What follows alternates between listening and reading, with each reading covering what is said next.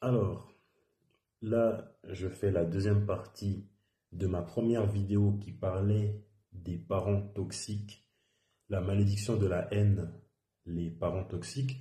De base, cette première vidéo devait faire 30 minutes et je me suis dit de couper à 17 minutes parce que 30 minutes, c'était peut-être un peu trop long. Et là, je fais une suite. Comme ça, je pourrais aborder de sujets que j'ai peut-être omis d'en parler. Ces 2 derniers jours, j'ai fait de petites vidéos où je disais que les parents africains se prennent pour des dieux sur terre et ce n'est pas le cas. Aujourd'hui, je vais en parler en profondeur. Les parents africains, ce sont des enfants. Ce sont des enfants grandeur nature. Ils nous considèrent comme des objets. Ils ne veulent jamais s'excuser. Ils ne veulent jamais se remettre en question. Ils veulent toujours avoir raison.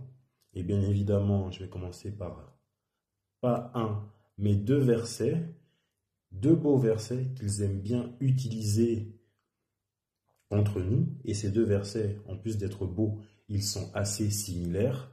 Le premier, j'en avais parlé dans ma première vidéo, Deutéronome chapitre 5 verset 16. Honore ton père et ta mère, comme l'Éternel ton Dieu te l'a commandé, afin que tes jours se prolongent et que tu sois heureux sur la terre que l'Éternel ton Dieu te donne. À aucun moment, de nouveau, je vois que nos parents sont des dieux sur terre.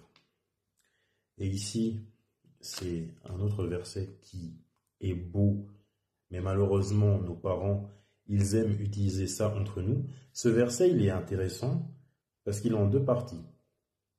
Il est court, il est en 2 parties, mais la deuxième partie, quand ils le lisent, ils ferment les yeux, ils Charles. Alors, Colossiens chapitre 3, versets 20 à 21. Enfants, obéissez à vos parents en toutes choses, voilà ce qui plaît au Seigneur. Ça ressemble assez à Deutéronome chapitre 5, verset 16. Et la suite, la fameuse suite dont les parents africains ne, ne retiennent pas, bizarrement, parents, n'agacez pas vos enfants, sinon ils vont se décourager. Dans certaines versions, c'est parents, n'irritez pas vos enfants. Nous irriter, c'est ce que nos parents, ils aiment faire de mieux. Alors, les parents africains, vous qui pensez être des dieux, vous pensez que des dieux frappent leurs enfants avec des ceintures? Vous pensez que des dieux, si vous êtes des dieux, vous pensez que des dieux frappent leurs enfants avec des câbles électriques?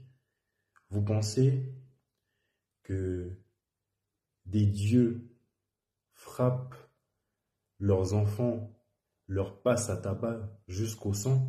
Vous pensez que des dieux qui sont censés représenter l'amour sont là en train de lancer des injures, de rabaisser leurs enfants à longueur de journée? Moi, je pense que la plupart d'entre vous, parce que ils aiment bien nous condamner, dire qu'on n'ira jamais au paradis, mais je pense que beaucoup d'entre vous, vous n'allez pas aller au paradis. Vous n'allez certainement pas aller au paradis.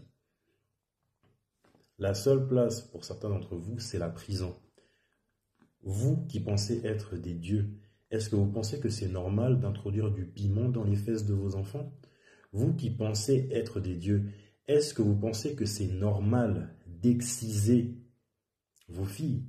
Vous qui êtes des dieux, est-ce que vous pensez que c'est normal d'insulter vos jeunes filles? Vous pensez que c'est normal de tabasser vos jeunes filles juste parce que celles-ci, elles ne sont plus vierges? Alors, les parents africains, ils ne nous voient pas comme des êtres humains. Ils peuvent voir notre souffrance si on saigne, si on a mal au ventre, direct hôpital.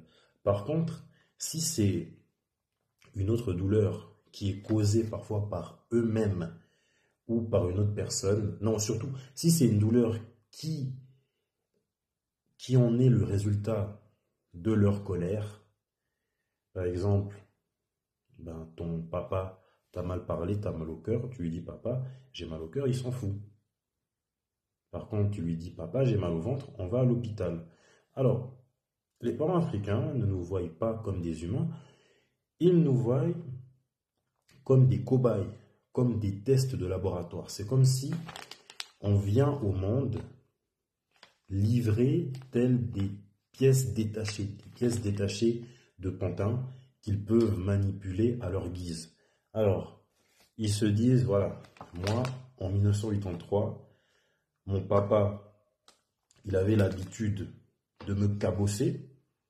Mon plan, c'est quoi? En 2003, je fais des gosses. C'est bon, 2003, j'ai fait des gosses. J'attends 10 ans après, soit 30 ans plus tard, soit l'anniversaire de la date où mon papa avait l'habitude de me cabosser en 1983. En 2013, je commence aussi à cabosser mes enfants, comme si c'était quelque chose de normal. Les parents africains, c'est juste des enfants pourri gâtés, ce sont des enfants grandeur nature. Là où eux, ils peuvent se permettre de bouder quand on leur répond, que ce soit gentiment ou non, nous, on n'a pas le droit de faire ça. Nous, on n'a pas le droit de leur dire non. Et souvent, quand on est en dispute avec eux, il se passe trois choses. Soit ils nous ignorent, soit ils nous insultent, ou soit ils veulent se battre. Moi, j'ai été beaucoup victime de la première chose, le fait de me faire ignorer, surtout par ma maternelle. Lorsque j'essayais de me défendre, de lui faire entendre raison, je n'ai pas aimé la façon dont tu m'as parlé, elle m'ignorait. Et moi, cette fâcheuse tendance, j'en avais hérité quand j'étais en relation avec des femmes et ça n'allait pas. Elles venaient à moi, Jeffrey, ça ne va pas, il faudrait qu'on en parle. Je faisais le mur. Je les ignorais et je le regrette profondément parce que j'ai hérité ça de ma maternelle. Le fait de se battre, c'est assez dingue.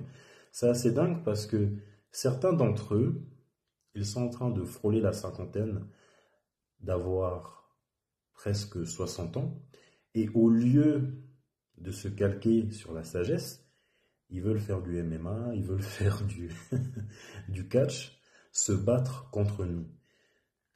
Je me rappelle que j'avais vu une vidéo d'une américaine noire qui parlait du fait qu'elle ne retournera jamais voir sa mère parce que celle-ci, elle se comportait comme une gamine. Si je résume bien, elle était allée chez sa mère lui a demandé de lui donner de la glace, mais elle lui a mal parlé, donc elle ne l'a pas fait, sa petite sœur ne l'a pas fait, et sa mère, elle a commencé à se fâcher, elle a voulu essayer de se battre contre les deux sœurs, mais la première grande sœur, elle ne l'a pas touchée parce qu'elle sait comment les parents noirs fonctionnent. Tu les frappes, si tu te bats avec eux, vous pouvez vous battre, tu vas les frapper en premier, ou tu vas essayer de te défendre, la police va venir, la police elle va t'embarquer toi, parce que ils sont des experts pour faire les victimes. Ah oui, mais c'est lui qui m'a touché, c'est lui qui m'a fait mal, moi je suis juste une maman, je suis juste un papa, c'est lui qui m'a fait mal, donc elle ne s'est pas battue. Et qu'est-ce que la mère elle a fait? Elle a caché la clé de sa voiture, elle s'est enfermée dans sa chambre en cachant la clé de sa voiture. Vous voyez le niveau de gaminerie. Ce qui est assez dingue, c'est que, je disais, eux, ils peuvent se permettre de bouder, nous, on ne peut pas.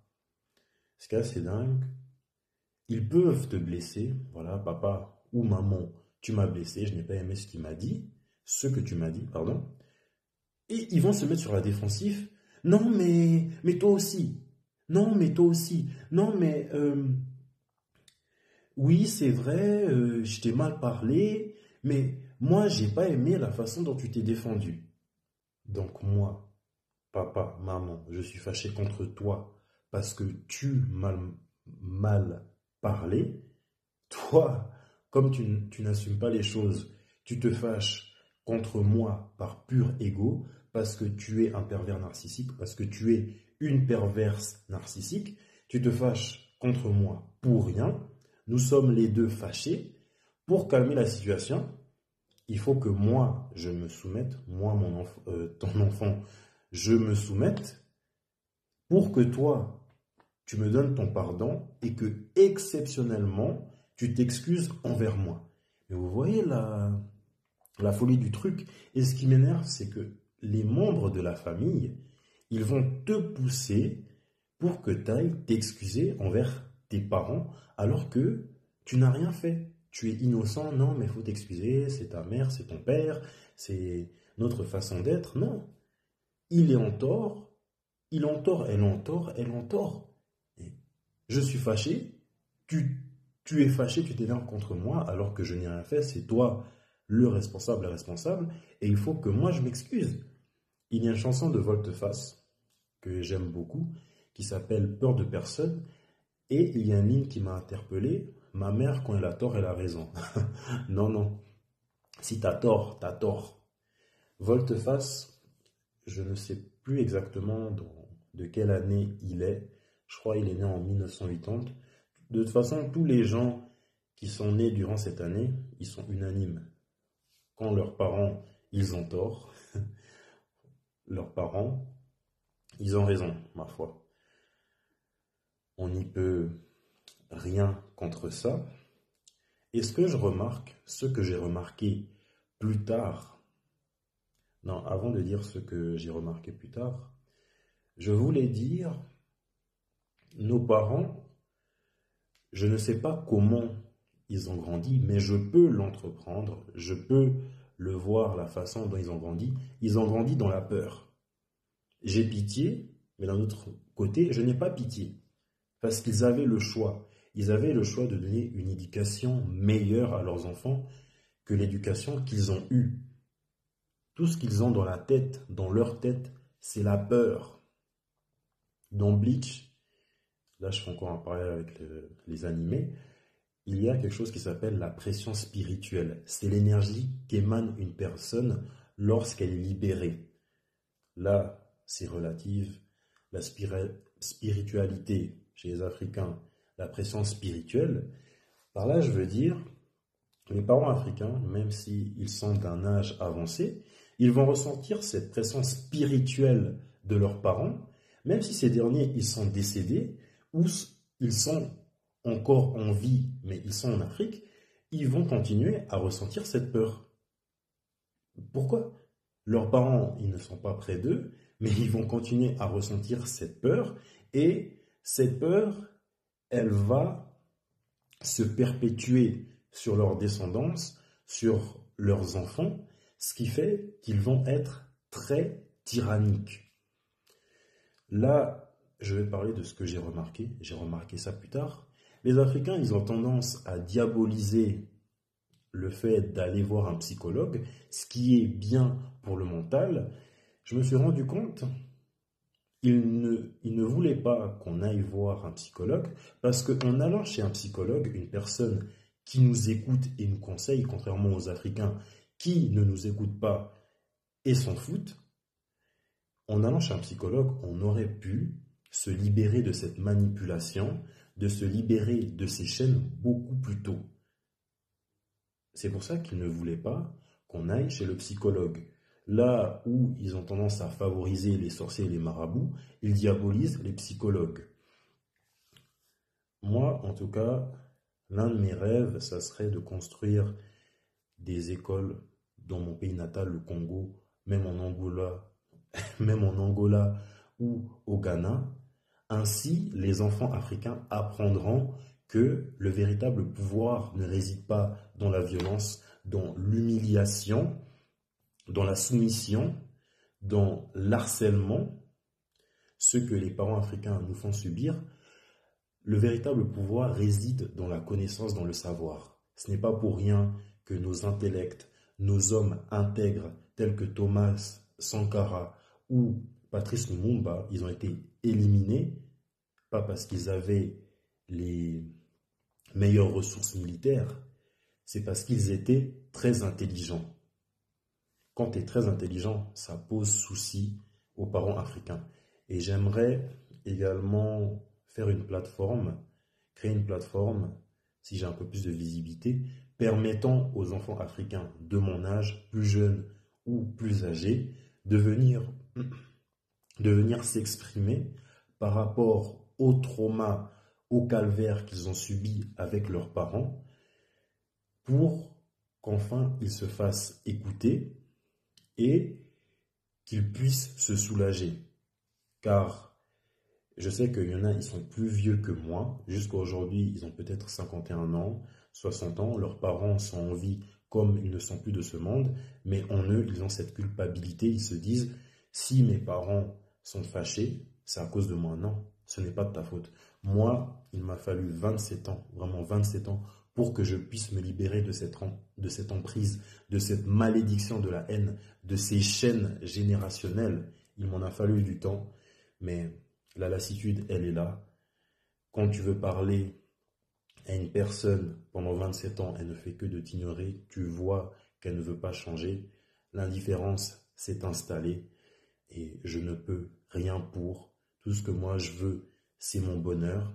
Malgré ça, il y a eu des altérations chez moi, des altérations psychologiques. Même mon regard s'est changé, ma façon de parler s'est changée, a changé plutôt. Et chaque enfant africain verra son état s'altérer différemment parce que nous sommes tous différemment. Et je voulais revenir sur certains détracteurs car je savais qu'il y en aurait. Sur ma première vidéo, je disais que les parents africains qui veulent essayer de me critiquer, Etalingaité, c'est toujours la même chose. Parce qu'il y en a, ils se permettent de dire que je suis ingrat. Non, je ne suis pas ingrat. Je suis reconnaissant envers mes parents qui m'ont beaucoup apporté.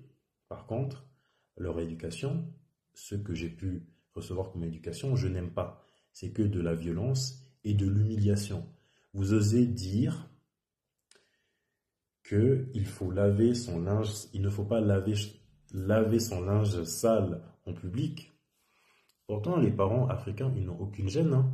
S'ils sont fâchés, ils vont humilier leurs propres enfants en public. En parlant de linge sale, ils iraient au linge sale afficher les culottes sales pleines de caca pour humilier leurs enfants. Ils iraient au linge sale prendre les